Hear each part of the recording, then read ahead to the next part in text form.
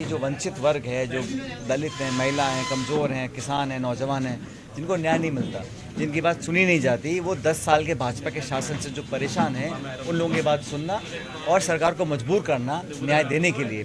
तो उनके इस यात्रा निकालने से समाज मजबूत हो रहा है, विपक्ष मजबूत हो रहा है, इंडिया के अलायंस, हमारी जो पार्टनर अलायंस मजबूत हो रहा है और कांग्रेस पार्टी मजबूत हो रही है।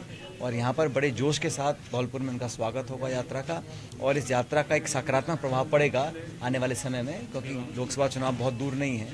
तो मुझे लगता है कि उनकी यात्रा से लोगों को एक उम्मीद मिल रही है और सभी लोग यात्रा जुड़ रहे हैं। सिर्फ कांग्रेसजन नहीं, लेकिन जो आम व्यक्ति हैं, जो गैर सरकारी संस्थाएं हैं, स्वयंसेवी संस्थाएं हैं, अलग अलग समूह हैं, किसानों के ग्रुप हैं, छात्र हैं, वो सब मिल रहे हैं, जुड़ रहे हैं और लाखों की संख्या में लोग इस यात्रा से अपने आप को जोड़ रहे हैं। आज भजनलाल जी का दौरा था धौलपुर जिले में, ईआरसीपी योजना का आभार व्यक्त उन्होंने तत्कालीन कांग्रेस सरकार पर यानी योजना को अटकाने भ्रमित करने के आरोप लगाए। ऐसा है, ये जो योजना है पुरानी योजना है।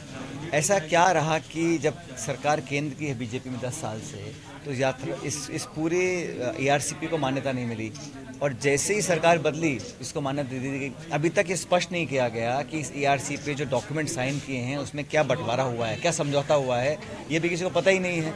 तो मैं तो इतना चाहता हूँ कि प्रदेश के हितों का कहीं इसमें समझौता ना किया जाए, और जो हमको पानी चाहिए प्रदेश के लोगों को, पीने का पानी, सिंचाई का पानी, उद्योग के लिए पानी, जितनी हमको आवश्यकता है उसके अनुरूप ये समझौता होगा तो बेहतर होगा, क्योंकि अभी स्पष्ट हुआ नहीं है कि समझौते में क्या बंटवारा हुआ है। लेकिन चुनाव से ठीक पहले किया गया है और इतने सालों तक केंद्र सरकार लटका के रखी इस योजना को, इसका मतलब समझ गए कि ये सब राजनीति के दृष्टिकोण से किया गया है।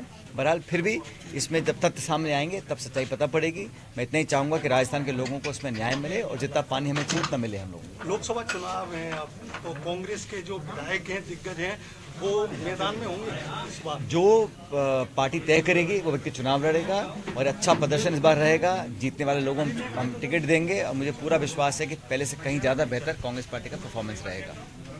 राजस्थान की बात की जाए तो जो विधानसभा चुनावों में गलती हुई वो लोकसभा चुनाव में देखने को मिली। देखिए, चुनाव में हार जीत होती रहती है और राजस्थान में परंपरा भी रही है 5 साल बीजेपी, 5 साल कांग्रेस। इस बार हमें उम्मीद थी कि हम इस परंपरा को तोड़ पाएंगे, लेकिन दुर्भाग्यवश हम लोगों को कामयाबी नहीं मिली।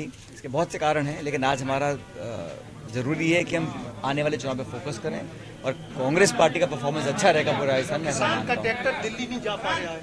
ये तो केंद्र सरकार तो किसान विरोधी है ही। केंद्र सरकार ने वादा खिलाफी करी, 3 काले कानून लेकर आए, एमएसपी पर कानून बनाने की बात बोली।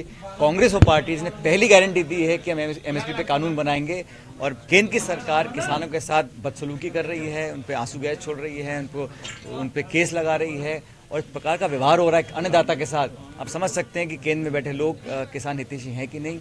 इस देश का किसान नौजवान कांग्रेस के साथ है।